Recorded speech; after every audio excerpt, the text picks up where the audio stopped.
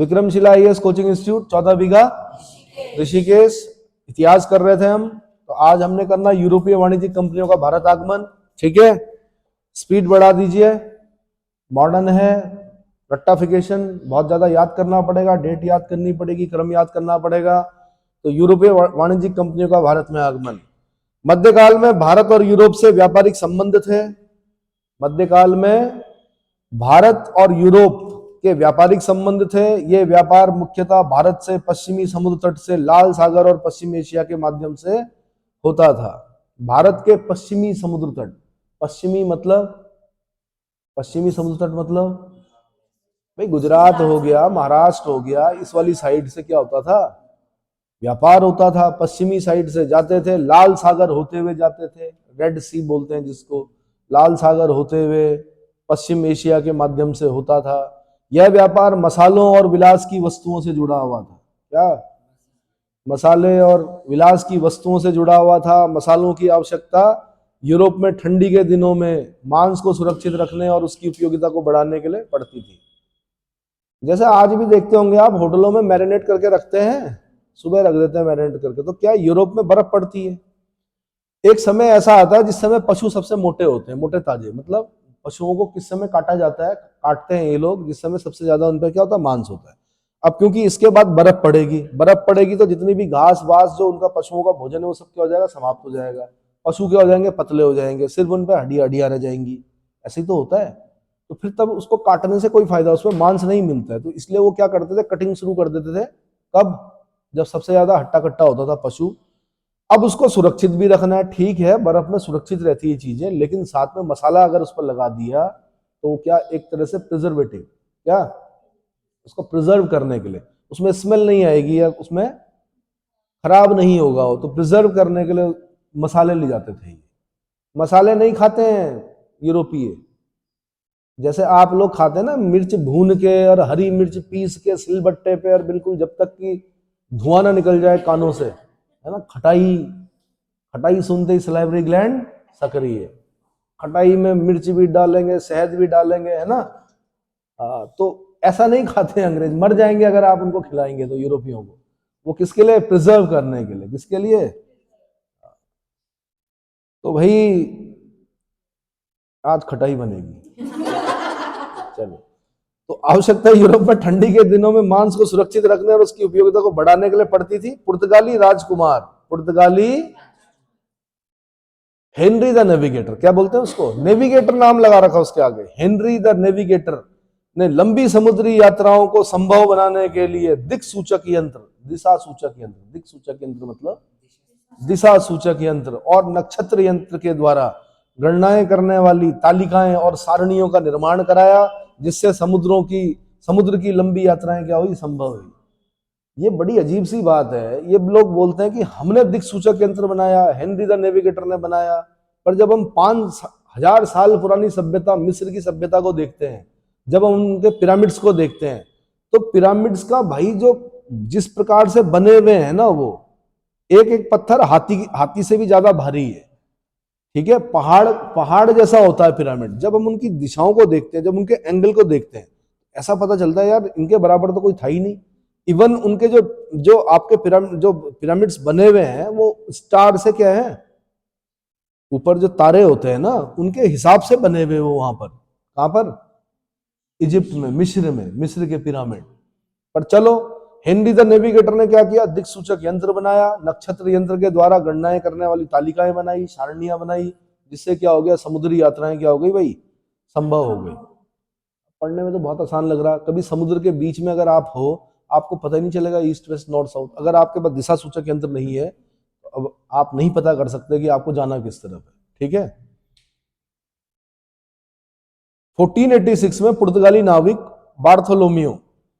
Bartolomeu Diaz ने उत्तमाशा अंतरीप तक और वास्को डिगामा ने भारत की खोज की 1498 में। क्या हुआ, यहाँ ये पड़ता पुर्तगाल, एक छोटा सा देश, कहां पर, यूरोप में, कोने पर पुर्तगाल से चला हुआ अफ्रीका के किनारे किनारे, जमीन नहीं छोड़ी उसने, मतलब जमीन के साथ साथ चलता रहा और केप ऑफ गुड होप तक पहुंचा। कहां तक पहुंचा? इसने तूफानी अंतरीप कहा है इसे, तूफान चलते हैं वहां केप ऑफ गुड होप में। साउथ अफ्रीका में पड़ता है केप ऑफ गुड होप। लेकिन वो यहीं से वापस निराश होकर वापस चला गया। तो जो निराश होकर वापस चला जाता है उसको कुछ नहीं मिलता। कई लोग तैयारी करते हैं करते हैं करते हैं करते हैं, यहां तक करते हैं, उसके बाद वापस चले जाते हैं। अब कुछ लोग क्या करते हैं, वास्को डी गामा 1498 में वो यहां तक आता है, उसी चीज का अनुसरण करता है, उसी मार्ग का, लेकिन और आगे बढ़कर कहां पहुंचता है, मालाबार तट, मालाबार तट पे पहुंचता है, केरला में पहुंचता है, कालीकट में पहुंचता है। कालीकट का आधुनिक नाम पूछा उत्तराखंड वालों ने, उत्तराखंड लोक सेवा आयोग में पूछा गया कालीकट का आधुनिक नाम क्या है, कोझीकोड। क्या नाम है, कोझीकोड।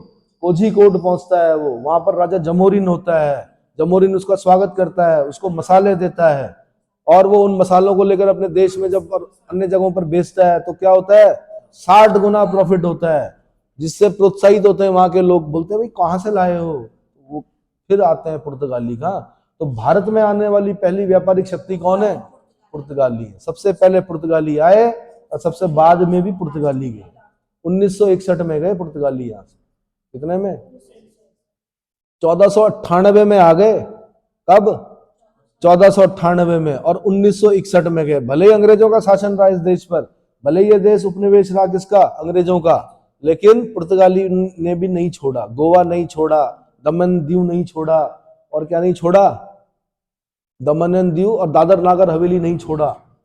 फ्रांसीसियों ने भी नहीं छोड़ा, छोटे छोटे पार्ट कैप्चर करके रखे। पुदुचेरी नहीं छोड़ा फ्रांसीसियों ने, किसने, तो फ्रांसीसियों से, तो फ्रांस सरकार से हमने समझौता किया कि भैया छोड़ दो, निकलो। तो उन्होंने कहा ठीक है, ऐसा ऐसा होगा। तो फ्रांसीसी अभी भी रहते हैं कुछ, ऐसा नहीं है कि नहीं रहते, बट समझौता हो गया कि अब ये भारत का क्या है, पार्ट। पुर्तगाली नहीं माने, 1510 से रह रहे थे, 1961 में कार्रवाई करनी पड़ी, फिर सैनिक कार्रवाई। क्या करनी पड़ी, हाँ जी, ऑपरेशन चला फिर एक, कौन सा, ऑपरेशन ढूंढो, ऑपरेशन विजय। समझ में आया, 1510 में कैप्चर कर लिया था पुर्तगाल, गोवा को पुर्तगालियों ने। कब, 1510 में पुर्तगालियों ने गोवा छीन लिया था। क्या छीन लिया था, और बीजापुर से छीना था। किससे छीना था, बीजापुर से। तब से गोवा पुर्तगालियों के पास ही रहा। और पुर्तगालियों को हमने क्या दिया, मसाले दिए, अच्छे अच्छे दिए भाई, अच्छे अच्छे मसाले दिए। और उनसे क्या लिया, सोना लिया। क्या लिया, स्वर्ण चूर्ण लिया, सोना लिया। मसाला का, मसाले का क्या है, मसाला तो फिर दोबारा हो जाता है। ऑपरेशन विजय चलाया था पुर्तगालियों के भी। और पुर्तगालियों ने हमें क्या दिया, तंबाकू दिया। क्या दिया, ईसाई धर्म लेके आए वो, जबरदस्ती अल्बुकर्क ने यहाँ पर ईसाई धर्म में कन्वर्ट कराया यहाँ के लोगों को। ठीक है, भारतीय महिलाओं से विवाह करने के लिए प्रेरित किया उसने, आगे चलकर पढ़ेंगे अभी। ठीक है, गोथिक शैली लेके आए वो, चर्च बनाए उन्होंने यहाँ पर गोथिक शैली में। क्या बनाए, प्रिंटिंग प्रेस लेके आए। प्रिंटिंग प्रेस अच्छी चीज थी, अच्छी चीजों की तारीफ करनी चाहिए। प्रिंटिंग प्रेस लेके आए, तंबाकू लेके आए, और बहुत सारी। ठीक है, चलो जी।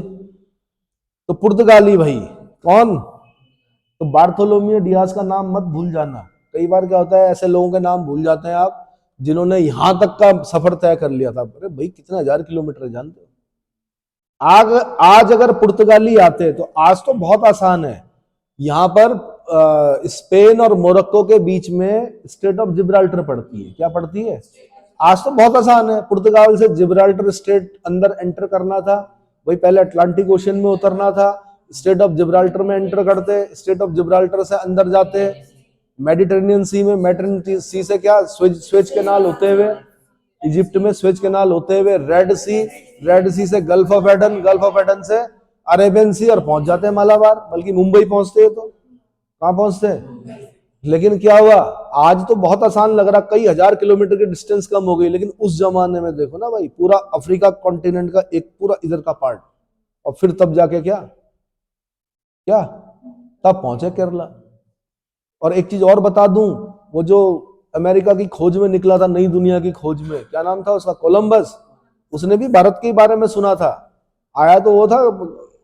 तो कभी कभी जब आप रास्ता भटक जाते हो तो समझ लेना कुछ और, क्या पता और बढ़िया होने वाला हो।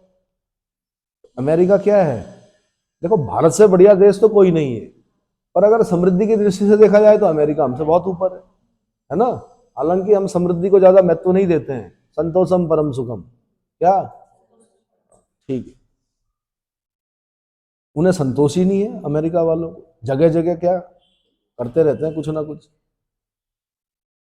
पुर्तगाली प्रथम पुर्तगीज तथा प्रथम यूरोपीय यात्री वास्को डी गामा 90 दिन की समुद्री यात्रा के बाद, कितना 90 दिन की, 90 दिन, 3 महीने लग गए भाई पुर्तगाल से यहां तक, चप्पू चलाने पड़ते थे, पैडल्स, ठीक है।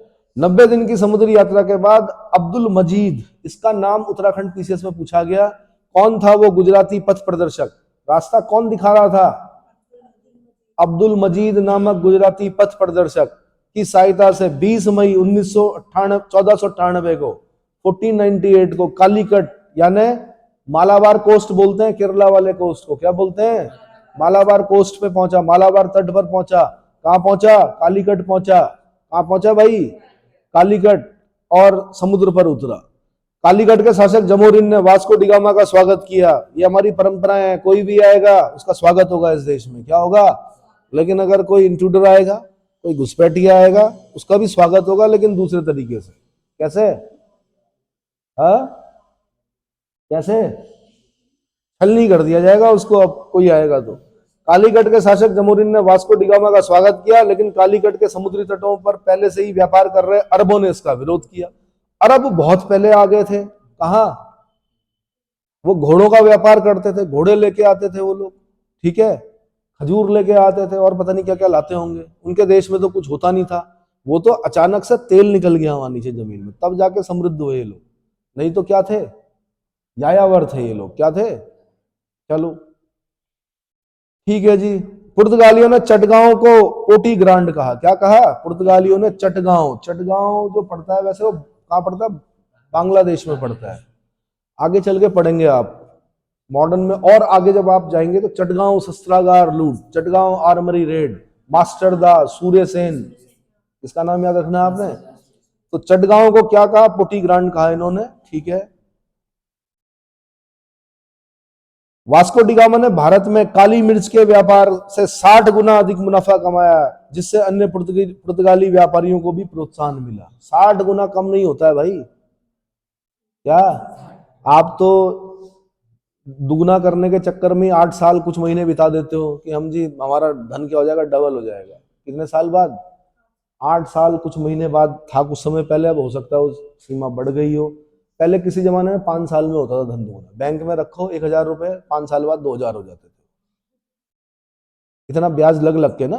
अब 8 साल कुछ महीने, वो चेक कर लेना, क्वेश्चन कहीं पूछा गया है कितने महीने में धन डबल होता है बैंक में। चलो फिलहाल आगे बढ़ते हैं। काली मिर्च, काली मिर्च को यवन प्रिया बोला जाता है भाई, क्या बोला जाता है, यवन प्रिया, क्या बोलते हैं, यवन प्रिया, काली मिर्च, ठीक है। चलो जी, और अभी नहीं बोलते हैं, पहले से बोलते थे यूनानियों के टाइम से, काली मिर्च, यवन प्रिया। और जो रामलीले में जो पर्दे गिरते हैं ना, रामलीले में जो पर्दे होते हैं, पर्दे गिराने का सिस्टम नहीं था हमारे यहाँ, वो यूनानियों ने सिखाया था। सिकंदर के आक्रमण के समय हमने पढ़ा कि हमने क्या सीखा और उन्होंने हमसे क्या सीखा, तो हमने वो पर्दे गिराने सीखा। हमारे यहाँ नाटक होते थे, लेकिन हम ना वो क्या बोलते हैं उसको, एक जिज्ञासा नहीं रखते थे लोगों के अंदर। तो अब जब पर्दा गिरता तो फिर एक अगला फिर सीन शुरू होता है ना, नहीं होता, रामलीला जब होती कि अब भाई अब ताड़िका आएगी, तो बच्चे खुश हो जाते हैं कि अब क्या होगा, वो यवनों ने सिखाया। किसने, तो यवनिका बोलते हैं किसको, पर्दों को। कौन से पर्दे, नाटक में जो पर्दे गिरते हैं यवनिका, और जो काली मिर्च होती है उसको यवन प्रिया बोलते हैं। जो यवनों ने हमसे ज्योतिष सीखा और हमने भी उनसे थोड़ा बहुत ज्योतिष सीखा, इसलिए हमारे ज्योतिष में जो 5 सिद्धांत होते हैं उसमें से रोमक और पोलिस जो 2 सिद्धांत है वो हमने यवनों से सीखे।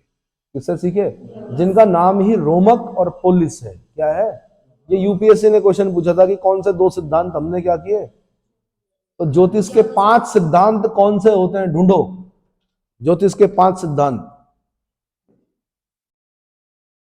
चलो जी, पुर्तगाल शासक मैनुअल फर्स्ट, हाँ जी बोलो, पैतामह होता है सिद्धांत, वासिष्ठ होता है, रोमक, पोलिस, सूर्य सिद्धांत। तो जो ऊपर का जो पैतामह नाम से ही पता चल रहा है आपको कि भारतीय सिद्धांत है। जो दूसरा सिद्धांत हमारा कौन सा है? वशिष्ठ, ऋषि वशिष्ठ के नाम से वासिष्ठ सिद्धांत जो है वो भी क्या है? भारतीय है। और जो नाम से ही पता चल रहा रोमक सिद्धांत हमने विदेशियों से सीखा। पोलिस जो है वो भी हमने विदेशियों से सीखा। सूर्य सिद्धांत जो है शायद वो हमारा है। ठीक है, चलो जी। पुर्तगाल शासक मैनुअल फर्स्ट द्वारा वाणिज्य के प्रधान की उपाधि धारण की थी। पुर्तगालियों के दो प्रमुख उद्देश्य थे, अरबों तथा वेनिस। वेनिस कहाँ के निवासी थे भाई? वेनिस कहाँ पड़ता है? रोम में पड़ता है, इटली में पड़ता है। वेनिस कहाँ पड़ता है? इटली में पड़ता है वेनिस शहर।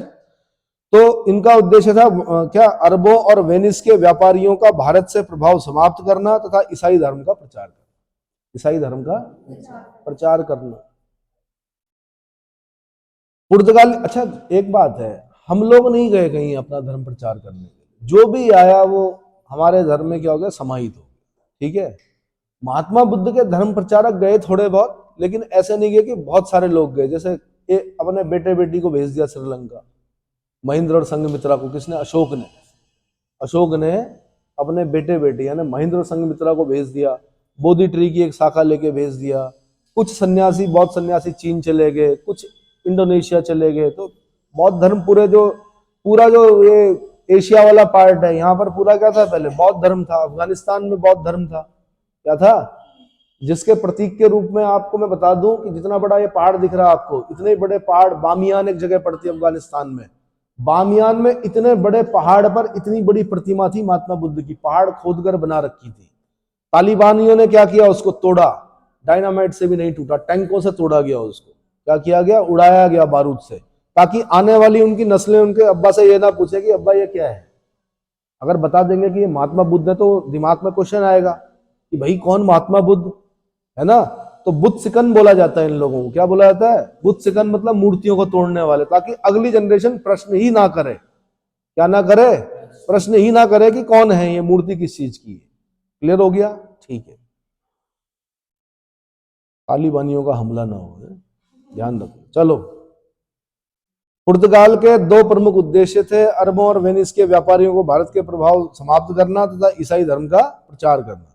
पुर्तगाली शासकों द्वारा पूर्वी भारत को विशेष प्रोत्साहन तथा शाही एकाधिकार प्रदान किया गया। पुर्तगाली समुद्री साम्राज्य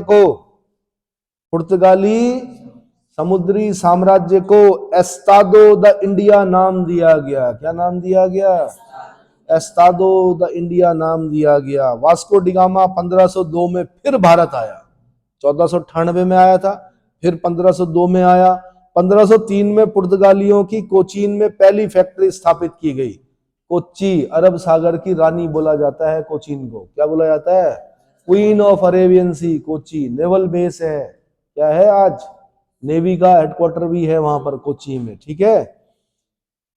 1505 में कन्नूर में दूसरी फैक्ट्री स्थापित की गई। भैया ये जो फैक्ट्रियां स्थापित होती है ना, ये वो धुआं छोड़ने वाली फैक्ट्रियां नहीं है, ये सामान एकत्रित करने वाली फैक्ट्रियां हैं।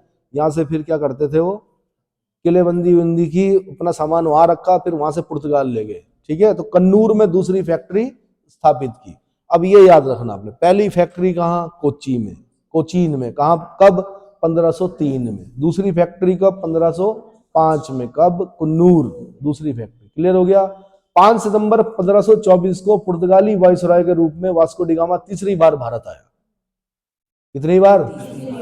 तीसरी बार फिर भारत आया, वायसराय के रूप में आया। पुर्तगाली वायसराय के रूप में वास्को डिगामा तीसरी बार भारत आया, और उसकी 1543 में कोचीन में ही मृत्यु हो गई। इतना पसंद आया उसे यहाँ कि मरा भी वो कहाँ। तो 3 बार आया था वास्को डिगामा, 1498 में, उसके बाद 1502 में, उसके बाद 1524 में, और 24 से लेके लगाओ ना आप, 24 दूनी 48, मतलब लगभग कितना? 24 लगभग 19 साल है। 9 4 13 19 साल फिर यहीं पर मरा कोचीन। वास्को डिगामा के बाद भारत आने वाला दूसरा पुर्तगाली यात्री जो था वो था पेड्रो अल्वारेज कैब्राल। 1500 ईस्वी में आया। पूर्वी जगत के काली मिर्च और मसालों के व्यापार पर एकाधिकार प्राप्त करने के उद्देश्य से पुर्तगालियों ने 1503 में कोचीन में अपने पहले दुर्ग की स्थापना की। दुर्ग बना दिया, किला। तब 1503 में। कहां पर? कोचीन में। भारत के वाइसरॉय के रूप में फ्रांसिस्को डी अल्मीडा का आगमन हुआ। फिर फ्रांसिस्को डी अल्मीडा आया, ठीक है। यह पहला पुर्तगाली गवर्नर था। क्या था? तो पहला पुर्तगाली, ये दो बड़े इंपॉर्टेंट होते हैं, एक फ्रांसिस्को डी अल्मीडा, एक अल्बुकर्क। दूसरा जो आता है वो कौन आता है? Albuquerque, Alfonso de Albuquerque. Alfonso किस चीज की प्रजाति है? आम की प्रजाति है, ठीक है। तो फ्रांसिस्को डी अल्मीडा 1505 से 1509 ईस्वी का आगमन हुआ, पहला पुर्तगाली गवर्नर था। इसका मुख्य उद्देश्य पुर्तगालियों के दक्षिणी पूर्वी एशिया के व्यापार को सुरक्षित करना। इस उद्देश्य से उसने शांत जल की नीति अर्थात ब्लू वाटर पॉलिसी अपनाई। क्वेश्चन पूछता, ब्लू वाटर पॉलिसी किसकी थी? आंसर फ्रांसिस्को डी अल्मीडा की थी। इसको बोलते हैं शांत जल की नीति। क्या बोलते हैं? ब्लू वाटर पॉलिसी किसने अपनाई या शांत जल की नीति किसने अपनाई? Answer Francisco de Almeida. अगला 1503 में अल्मीडा ने टर्की, गुजरात, इजिप्ट यानी मिस्र की संयुक्त सेनाओं को पराजित करके दीव पर अधिकार कर लिया। दीव पर कब्जे के बाद पुर्तगाली हिंद महासागर में सबसे अधिक शक्तिशाली हो गए। उसके बाद आया कौन? अल्बुकर्क। ये इतने शक्तिशाली थे कि इन्होंने कार्ड्स पद्धति, मतलब अगर किसी को अपने जहाज ले जाने हैं अरब सागर से तो इनसे अनुमति परमिट लेना पड़ता था। किनसे? इवन अकबर, मुगल सम्राट अकबर ने भी क्या किया था? समुद्र में जाने के लिए इनसे परमिट लिया था। किनसे? पुर्तगालियों से। सोच सकते हो आप? इतने इतने पावरफुल हो गए थे। अल्फांसो डी अल्बुकर्क भाई 1503 ईस्वी में क्या स्क्वाड्रन कमांडर के रूप में आया। 1509 में से भारत का वाइसरॉय नियुक्त कर दिया गया। अल्फांसो डी अल्बुकर्क को भारत में पुर्तगाली साम्राज्य का वास्तविक संस्थापक माना जाता है। भारत में पुर्तगाली साम्राज्य का वास्तविक संस्थापक कौन? आंसर अल्फांसो डी अल्बुकर्क, ठीक है। चालाक है।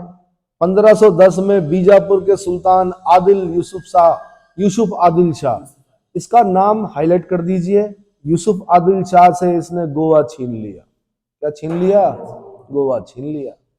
अब सोचो, गोवा में अभी भी संतानें हैं इनकी, पुर्तगालियों की।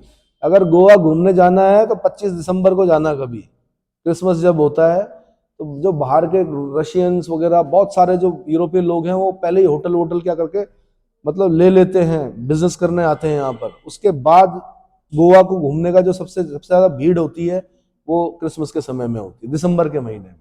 कब? हाँ, पहले अपने उत्तराखंड घूमो, फिर समय मिले, पैसा बचे तो गोवा भी जाना, ठीक है।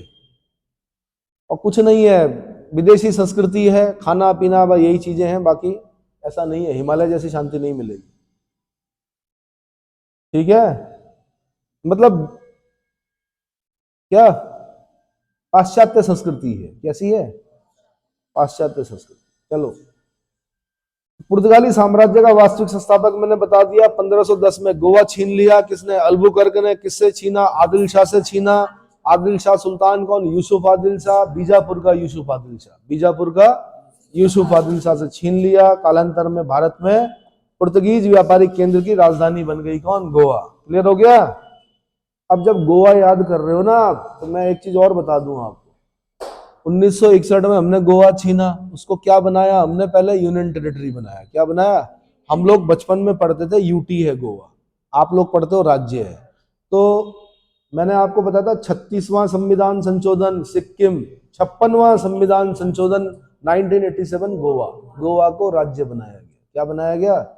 तो गोवा के साथ ही 56वां संविधान संशोधन अधिनियम 1987, मेरे ख्याल से एक बार चेक कर लेना। 56वां संविधान 56, 56 मतलब 56, 56वां संविधान संशोधन अधिनियम 1987 गोवा राज्य बन गया। क्या बन गया?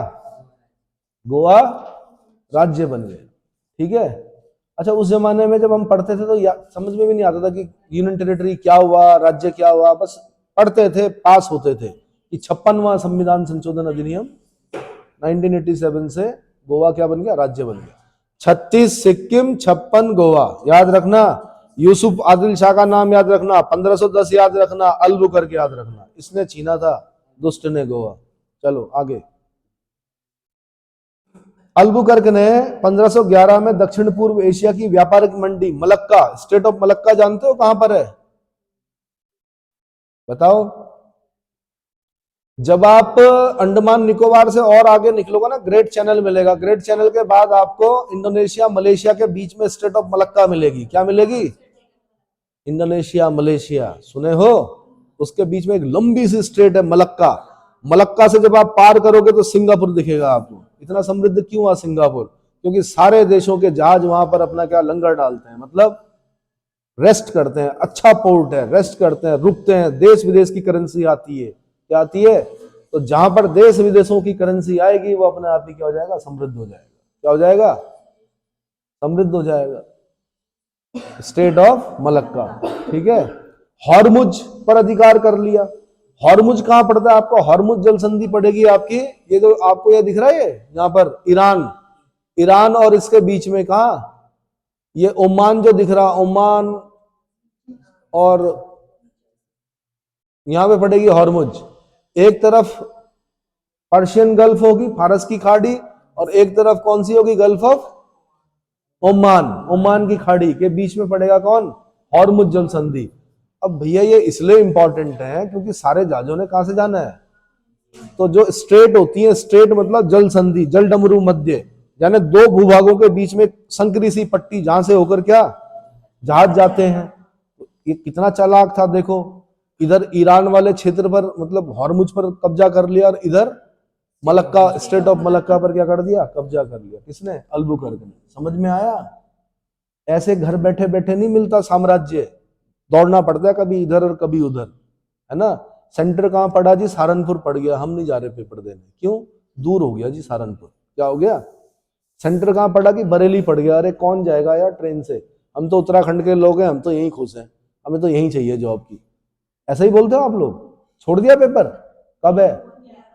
खबरदार अगर नहीं गए। सारी स्टेट के लोग यहाँ पेपर देने आते हैं, आप भी जाइए। पैटर्नल स्टेट है उत्तर प्रदेश, और दिक्कत वाली कोई बात नहीं है। योगी जी है हमारे वहां पर। कौन है? अजय सिंह बिष्ट जी हैं, योगी जी हैं, घबराने की जरूरत नहीं है। चलो, हाँ, दूसरे वाले योगी जी हैं हमारे, ये वाले योगी जी नहीं, दूसरे योगी जी हैं, कोई दिक्कत ही नहीं है। तो अल्बुकर्क ने 1510 में बीजापुर के शासक, ये बता दिया मैंने, हॉर्मुज मलक्का बता दिया। इस समय पुर्तगाली भारत में शक्तिशाली नौसैनिक शक्ति के रूप में स्थापित हुए, लेकिन इनको नहीं पता था कि पापा आने वाले हैं। कौन? अंग्रेज। नौसैनिक शक्ति के रूप में स्थापित हो गए, लेकिन हर शेर का सवा शेर होता है। नौसैनिक शक्ति में ब्रिटिशर्स का कोई मुकाबला नहीं था। क्या नहीं था?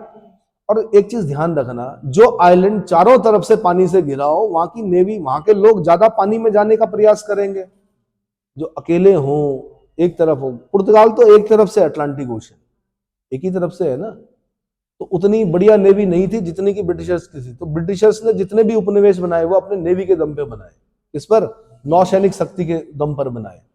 अच्छा, हमारे भारत में एक समस्या रही है, हमने इतने साम्राज्य पढ़ लिए, लेकिन हमने चोलों के समय पढ़ा। एक शक्तिशाली नौसेना थी चोलों के पास। चोल ही वो डायनेस्टी है जिन्होंने बाहर भी आक्रमण किए, जिन्होंने मालदीव पर आक्रमण किया, जिन्होंने इंडोनेशिया तक क्या किए? अभियान किए। चोल ऐसी शक्ति है दक्षिण भारत की जिन्होंने अपनी नौसैनिक शक्ति पर क्या किया? बहुत ज्यादा ध्यान दिया। और वैसे भारत के लोगों ने जल्दी से आक्रमण नहीं किया, और चोल आक्रमण करते हैं अगल बगल के आइलैंड पर। क्या करते हैं? श्रीलंका को भी कैप्चर करते हैं। अनुराधापुर, पोलोनरोवा, नाम सुने हो? वो लिट्टों की जो समस्या हो तभी तो आई, चोलों के समय में चले गए थे भारतीय लोग वहां। वो याद करते रहे, हर दादी बताती रही पोते को, ये भारत से आ रखा, भारत से आ रखा। और बाद में क्या किया गया? उनके अधिकार छीन लिए गए सारे। और फिर समस्या आई किनकी? तमिल्स। जो तमिल हजारों, कई साल पहले, 1000 साल पहले वहां श्रीलंका में आ गए थे, उनको क्या किया गया? उनको वोट देने के अधिकार से वंचित कर दिया गया, विशेषाधिकार वंचित कर दिए गए। तब उनका नेता हुआ प्रभाकरण। कौन हुआ? तब उन्हें भगाया गया। कहां? जाफना में। श्रीलंका में एक जगह पड़ती जाफना, वहां पर उनका नेता था प्रभाकरण। प्रभाकरण ने बताया कि भैया अगर हमें हमारे अधिकार नहीं मिलेंगे तो हम उड़ा देंगे। तो बम बांध कर क्या श्रीलंका में शुरू हुई थी ये समस्या कि राष्ट्रपति प्रधानमंत्री भाषण दे रहे हैं, तब तक स्टेज के पीछे क्या हो गया? आत्मघाती हमला हो गया, फिदाइन हमला हो गया। समझ में आ गया? तो हमास हो गए, ये हो गए, ये सब लोग क्या है। चलो जी, तो कहां तक पहुंचे हम? अल्बुकर्क ने 1511 में बता दिया मैंने, अल्फांसो डी अल्बुकर्क ने भारत में पुर्तगालियों की संख्या में वृद्धि करने के लिए उनकी स्थायी बस्तियां बसाने के उद्देश्य से निम्न वर्गीय पुर्तगालियों को भारतीय महिलाओं के साथ विवाह करने के लिए प्रेरित किया। इसने जबरदस्ती ईसाई बनाना कोशिश की, जिंदा भी जलाए इन्होंने लोग, ईसाई नहीं बनोगे तो हम जिंदा जला देंगे। तो बाद में फिर इनका क्या किया गया, इलाज किया गया। अल्बुकर्क ने अपनी सेना में भारतीयों की भी भर्ती की।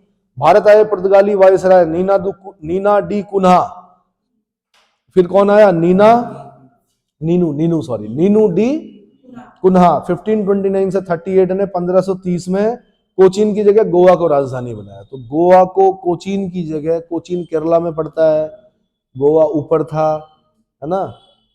गोवा में क्या चलता है, कौन सा तट है वहां, एक हो गया मालाबार, कोंकण, ठीक है। तो कोंकण पर गोवा को राजधानी बनाने वाला कौन था, नीनू डी कुन्हा, गोवा को राजधानी बनाया। फिर नीनू डी कुन्हा ने सैन थोमा मद्रास, हुगली बंगाल, दीव काठियावाड़ मतलब गुजरात के नीचे दीव, ठीक है, और दीव काठियावाड़ में पुर्तगीज बस्ती की स्थापना की। कहाँ, सैन टोमे बोलते हैं जिसको हम, क्या बोलते हैं, सैन थोमा मतलब सैन टोमे कहां पर, मद्रास है ना चेन्नई, हुगली का बंगाल, और दीव मतलब गुजरात के नीचे, काठियावाड़ के नीचे, ठीक है, में पुर्तगीज बस्तियों की स्थापना की। पुर्तगाली वायसराय जोवा डी कैस्ट्रो ने पश्चिमी भारत के चाउल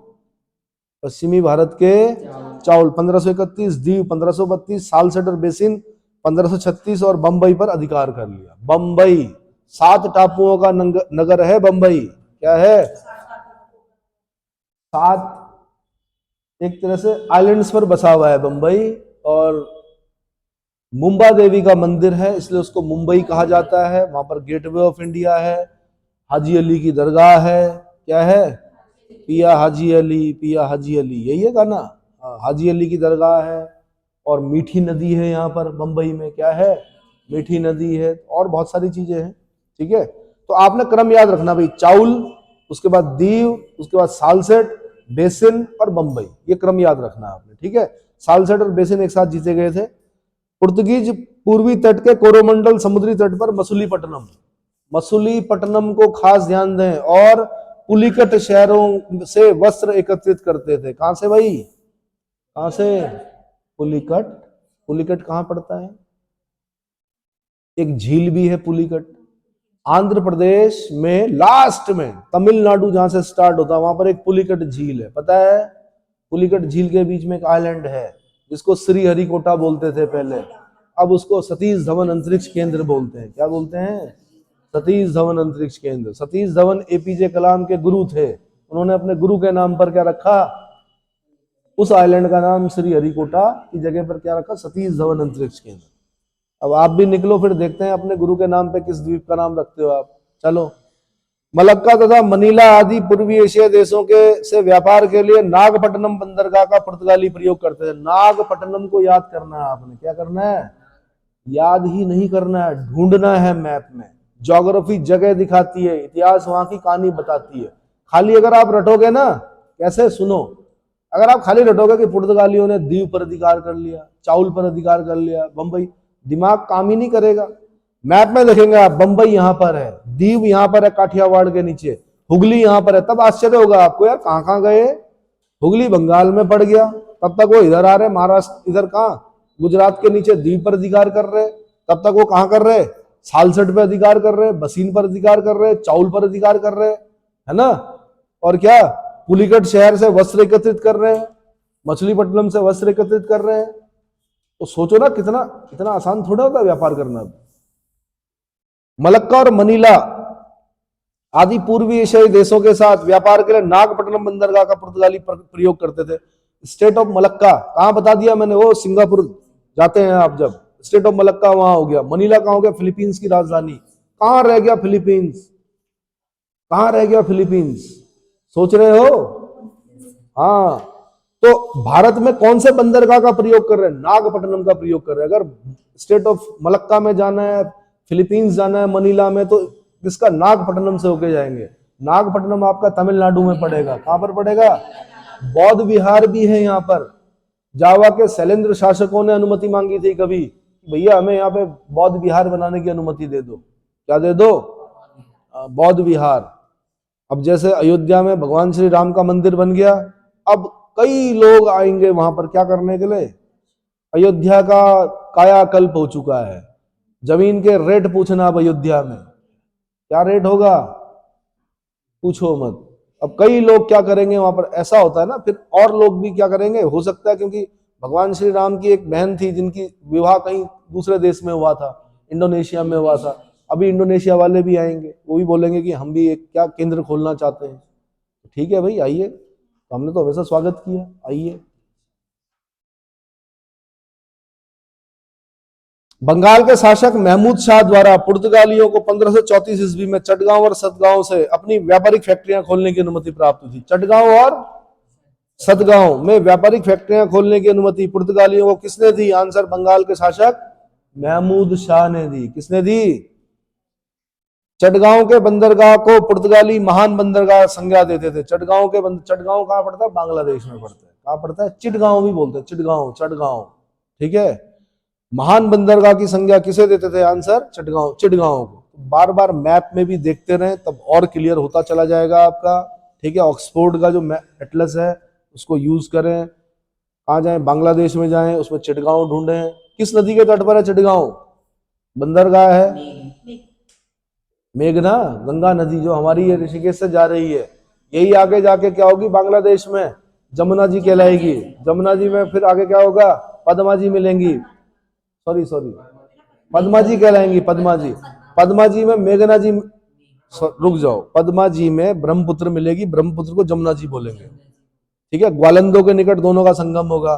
फिर उसमें क्या मिलेगी लास्ट में? मेघना, मेघना के नाम से गिरेगी गंगा जी। समझ में आया? समझ में आ गया? पुर्तगालियों ने अकबर की अनुमति से हुगली में, हम शाहजहां की अनुमति से बंदेल में कारखाने स्थापित किए। भाई क्या किए? उससे पहले एक पॉइंट है, 1572 में पुर्तगाली गवर्नर एंटोनियो दा नोरोन्हा के साथ अकबर कैम्बे गुजरात गया था। अकबर ने सबसे पहले समुद्र यहीं पर देखा। कहां पर? गुजरात में। कहां पर देखा? गुजरात में। किसके साथ गया था? पुर्तगाली गवर्नर एंटोनियो दा नोरोन्हा के साथ अकबर कैम्बे गुजरात गया था। तो क्वेश्चन पूछा किसी ने कि अकबर ने सबसे पहले समुद्र के दर्शन कहां किए? आंसर, गुजरात में। और फिर एक अभियान पर था, गुजरात अभियान किया, पहुंचा आगरा। तब तक पता चला फिर दोबारा गुजरात में गड़बड़ हो गई, फिर वापस आया। 9 दिन में संसार के सबसे द्रुतगामी आक्रमणों में से एक, संसार के सबसे द्रुतगामी मतलब तेज आक्रमणों से एक, घोड़े पर बैठकर 9 दिन में गुजरात पहुंचना भाई छोटी मोटी चीज नहीं होती है। समझ में आया? वो भी आगरा से, वो भी। ठीक है जी। पुर्तगालियों ने हिंद महासागर में होने वाले व्यापार पर एकाधिपत्य प्राप्त करके यहां से गुजरने वाले अन्य जहाजों से कर की वसूली की। मैंने कहा नहीं आपको, कार्ड अल्मेडा पद्धति किसने शुरू की? आंसर, पुर्तगालियों ने। कार्ड लेने पड़ते थे, परमिट लेनी पड़ती थी। क्लियर हो गया? ठीक है जी। तो कार्ड्स अल्मेडा काफिला पद्धति के द्वारा भारतीय तथा अरबी जहाजों को कार्ड्स या परमिट के बिना अरब सागर में प्रवेश वर्जित था। भाई क्या था? पुर्तगालियों ने कार्ड समझते हो? कार्ड लेना पड़ता था। कार्ड्स आर्मेडा काफिला पद्धति, कार्ड्स आर्मेडा काफिला पद्धति के द्वारा भारतीयों तथा अरबी जहाजों को कार्ड्स या परमिट के बिना अरब सागर में प्रवेश वर्जित कर दिया। उन्होंने कहा आपको अगर अरब सागर में जाना है तो आपको परमिट लेना पड़ेगा पुर्तगालियों से। ठीक है, अरबी तथा भारतीय जहाजों को जिन्हें कार्ड प्राप्त होता था को काली मिर्च और गोला बारूद ले जाने की अनुमति नहीं थी। पुर्तगालियों ने प्रतिबंध भी लगा दिया, गोला बारूद नहीं ले जाओगे, काली मिर्च नहीं। काली मिर्च हम ही ले जाएंगे खाली। कौन? पुर्तगाली। ठीक है। पुर्तगालियों ने काफिला प्रणाली के अंतर्गत छोटे छोटे स्थानीय व्यापारियों के जहाजों को समुद्री यात्रा के समय संरक्षण प्रदान किया। इसके लिए जहाजों को चुंगी देनी होती थी।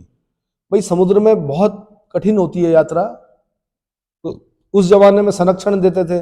डाकू होते थे, समुद्री दस्यु बोलते हैं जिन्हें। डाकुओं से रक्षा कौन करते थे? पुर्तगाली करते। तोपें लगी होती थी। व्यापारिक जहाज, अगर मैं माना व्यापारी हूं, मैं सामान लेके जा रहा हूं और मेरे उसको लूट लिया अगर डाकुओं ने तो कौन रक्षा करेगा? तो पुर्तगाली करते थे, उसके एवज में क्या चुंगी देनी पड़ती थी। क्या देनी पड़ती थी? चुंगी देनी होती थी। पुर्तगाली अधिकार वाले क्षेत्रों से व्यापार करने के लिए मुगल सम्राट अकबर को भी पुर्तगालियों से कार्ड या परमिट लेना पड़ा था। तो मैंने बताया अकबर को भी लेना पड़ा था। और अभी आप देख रहे हैं उधर इजराइल युद्ध चल रहा है, उधर लाल सागर में क्या हो रहा है? लाल सागर में और इधर गल्फ ऑफ, क्या नाम है, गल्फ ऑफ एडन में लूट चल रही है। डाकू आ गए आजकल, वो फिलिस्तीनियों के समर्थक यमन वाले लूट रहे हैं आजकल। यमन समझ रहे हो? यमन के डाकू किसको लूट रहे हैं? विदेशी जहाजों को लूट रहे हैं। किसको? विदेशी जहाजों पर हमला कर रहे हैं। और सोमालिया के डाकू तो प्रसिद्ध हैं, वो तो एक बोट में आते हैं, 2 लोग और पूरे बड़े जहाज को कैप्चर कर लेते हैं। गन होती है उनके हाथ में। पिक्चरें देखना कभी, नेशनल ज्योग्राफी में जाना और देखना किस तरह से आते हैं वो लोग। 2 यहां से आएंगे, 2 वहां से आएंगे, 2 वहां से लंगर डालेंगे, चढ़ेंगे, गन क्या उस पर पूरे बड़े जहाज को कैप्चर कर देते और फिर अपनी मांगे मंगवाते हैं, इतना इतना दो, इतना इतना दो। सोमालिया जब है ही नहीं कुछ तो क्या करना, डकैती तो करनी है। सोमालिया हो गया, यमन हो गया, है ना। अगला भाई, 1632 में शाहजहां ने पुर्तगालियों के अधिकार से हुगली को छीन लिया। औरंगजेब ने चटगांव से समुद्री लुटेरों का सफाया कर दिया। औरंगजेब ने चटगांव से समुद्री लुटेरों का सफाया कर दिया। पुर्तगालियों ने भारत या पूर्व के साथ व्यापार से वस्तु विनिमय का सहारा नहीं लिया। यहां से वस्तुओं की खरीद में पुर्तगीज जो थे वो सोना, चांदी, अन्य अनेक बहुमूल्य रत्नों का प्रयोग करते थे। देखो पुर्तगालियों के साथ ना व्यापार में नुकसान नहीं हुआ। वो हमसे काली मिर्च ले जाते थे, सोना देते थे। क्रूजेडो देखना जरा, कौन सी वो था सिक्का उनका, क्रूजेडो था क्या? तो हमारे देश में सोना आता था, काली मिर्च अगले साल फिर उगा देते थे, काली मिर्च फिर जाती थी, उसके एवज में क्या था? सोना चांदी आता था। लेकिन अंग्रेजों ने तो भाई साहब पूरा लूटा। क्या किया? क्या किया उन्होंने? पहले हमारे यहाँ कब्जा किया, कब्जा करने के बाद हम पर टैक्स लगाया। हमारे टैक्स से पैसों के एक भाग से रुई खरीदी, उसको ले गए, मतलब सामान ले गए, फिर कच्चा माल ले गए, पक्का माल बनाकर हम ही से बेचा। जेब से सारा पैसा क्या होता रहा? जाता रहा। देश गरीब होता रहा, इतना गरीब हो गया कि पूछो मत। जो हमारे कामकाज, जो हमारे क्या थे, बुनकर थे, इतना अच्छा कपड़ा बुनते थे। यूरोप में हमारी बड़ी तारीफ होती थी, भारतीय कपड़ों की बड़ी तारीफ होती थी। उन्होंने हमारा क्या कर दिया? बुनकरों को खत्म कर दिया, क्योंकि वहां मशीनें बन गई, मशीनों में कपड़ा बनना स्टार्ट हुआ, वही यहां पर क्या बेचने लगे। समझ में आ रहा है? ठीक है भाई। उसके बाद पुर्तगाली मालाबार और कोंकण तट से सर्वाधिक काली मिर्च का निर्यात करते थे। क्या करते थे? काली मिर्च का निर्यात करते थे। मालाबार तट से अदरक, दालचीनी, चंदन, हल्दी, नील आदि का निर्यात होता था। इसका निर्यात नील, हल्दी, चंदन, दालचीनी। दालचीनी एक बार क्वेश्चन पूछा, दालचीनी को यूनानियों ने क्या कहा? जरा देखना, पोलीब्रोथम कहा, क्या कहा? दालचीनी को, दालचीनी समझते हो? है? दालचीनी के पत्ते होते हैं, मीठे होते हैं, उसकी छाल होती है। पोलीब्रोथम कहा क्या? मालाब्रोथम या पोलीब्रोथम? देखना। उत्तर पश्चिमी भारत में पुर्तगाली राफ्टा वस्त्र, राफ्टा क्या था? वस्त्र, जिन्स आदि ले जाते थे। जटामासी बंगाल से, दक्षिण पूर्व एशिया से लाख या लाहा। सेंट्रल लाहा रिसर्च इंस्टीट्यूट कहां पर है? रांची में है। कहां पर है? रांची में है। लाहा, लौंग, कस्तूरी आदि का क्रय करते थे। क्या करते थे? कस्तूरी आदि का क्रय करते थे। भारत में केवल काली मिर्च की खरीद के लिए पुर्तगाली प्रतिवर्ष 1,70,000 डुजेडो लिखा हुआ है इसमें, डुजेडो भारत लाते थे। क्रूजेडो होना चाहिए था, क्रूजेडो ना, क्रूजेडो जो थी उनका सोने का सिक्का था, क्रूजेडो। डुजेडो और क्रूजेडो। बंगाली गवर्नर अल्फांसो डिसूजा 1542 से 45 के साथ प्रसिद्ध जेसुइट फ्रांसिस जेवियर भारत आया। कौन आया? Francis Xavier. Francis Xavier Alfonso D'Souza के साथ। यहां से क्वेश्चन बना हुआ, जेसुइट संत फ्रांसिस्को जेवियर किसके साथ भारत आए थे? आंसर, संत थे ये, संत, सेंट, ईसाई सेंट। और मेरे ख्याल से इनका निधन यही हुआ था भारत में। चर्च भी है इनके नाम पर, गोवा में होगा इनके नाम पर चर्च, देखना फ्रांसिस्को जेवियर चर्च है क्या कोई? पुर्तगाली गोवा, दमन और दीव पर 1961 ईस्वी तक शासन करते रहे। पुर्तगालियों के भारतीय व्यापार के पतन के निम्नलिखित कारण थे। नंबर 1, भारतीय जनता के प्रति धार्मिक असहिष्णुता की भावना। भारतीयों को ईसाई बना रहे थे, क्या कर रहे थे? असहिष्णु थे, इंटॉलरेंट थे। दूसरा, गुप्त रूप से व्यापार करना तथा डकैती और लूटमार को अपनी नीति का हिस्सा बनाना। गुप्त रूप से व्यापार करना, चुपके चुपके व्यापार करना पुर्तगालियों के लिए घातक सिद्ध हुआ। ठीक है, लूटमार को अपनी नीति बनाना। नए उपनिवेश ब्राजील की खोज हो गई। तब तक क्या हो गई भाई? लैटिन अमेरिका में नया उपनिवेश मिल गया, बहुत बड़ा, ब्राजील। तो अधिकतर पुर्तगाली क्या हो गए? वहां के लिए क्या हो चले? उधर चले गए। तो ब्राजील जो है आज भी आपको पुर्तगाली कल्चर मिलेगा, डांस से लेकर फेस्टिवल से लेकर सारी चीजें अधिकतर जो है पुर्तगाली कल्चर है वहां पर। ठीक है, अन्य यूरोपीय व्यापारी कंपनियों से प्रतिस्पर्धा हुई इनकी। अपर्याप्त व्यापारिक तकनीकें ठीक नहीं थी इनकी। पुर्तगाली वायसराय पर पुर्तगाली राजा का अधिक नियंत्रण, ये सब इनके व्यापार के पतन के कारण बने। पुर्तगालियों के भारतीय व्यापार के पतन के कारण क्या क्या थे? ठीक है, तंबाकू कौन लेके आया? ये लेके आए। जहाज निर्माण, गुजरात और कालीकट में जहाज निर्माण इन्हीं के समय में। ठीक है, प्रिंटिंग प्रेस पुर्तगाली लेके आए।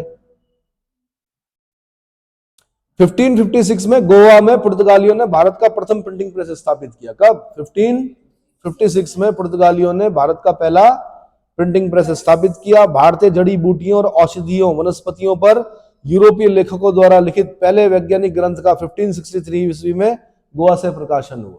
क्या हुआ? एक तरह से बॉटनी है ये। क्या है? हमारे मतलब का क्या क्या है। बॉटनी सब्जेक्ट आपको एमएससी करने के लिए थोड़े बनाई इन्होंने।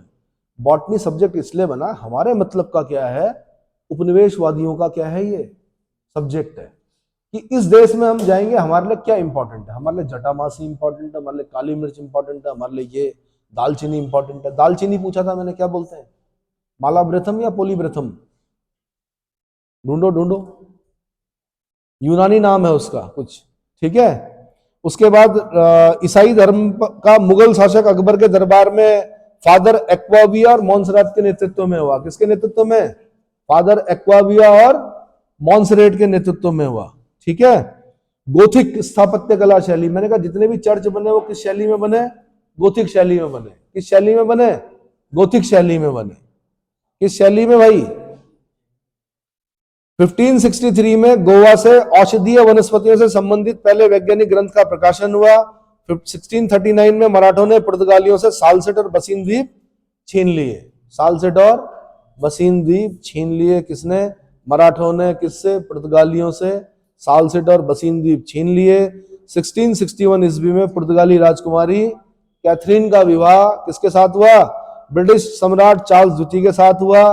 पुर्तगालियों ने ब्रिटिश को मुंबई दहेज में दिया। अब देखो ना भाई, इस देश में क्या हुआ? राजकुमारी कहाँ की? पुर्तगाल की, कैथरीन ब्रिगेंजा नाम था। क्या था? शादी कहाँ हो रही? ब्रिटिश राजकुमार से। ब्रिटिश राजकुमार है, ब्रिटिश सम्राट कौन? चार्ल्स द्वितीय। दहेज कहाँ मिल रहा? बंबई। और वो भी क्या कर रहा? जो चार्ल्स द्वितीय है वो भी कह रहा मैं क्या करूंगा इस बंबई का। वो भी कुछ लाख पौंड में क्या कर रहा? उसको किराए पर दे रहा, ये बेच दे रहा है ना। तो राजकुमारी पुर्तगाल की, राजकुमार ब्रिटेन का, कैथरीन ब्रिगेंजा, चार्ल्स सेकंड और दहेज मुंबई। गजब। ठीक है, तो इसको आपने क्या करना? बार बार रिवाइज करना है। जब तक पुर्तगालियों से संबंधित सारे छोटे बड़े क्वेश्चन नहीं हो जाता तब तक आपने क्या करना है? इसको रिवाइज करना है। तो इतना ही। अब मैं इसके बाद कराऊंगा डच। नहीं, पॉलीब्रथम या कुछ ऐसा शब्द यूज हुआ है, एंशिएंट हिस्ट्री में पढ़ेंगे आप, वहां पर मिलेगा। फिलहाल इतना ही। तेज पत्ते को ही बोल रहा हूं मैं, क्या बोलते हैं?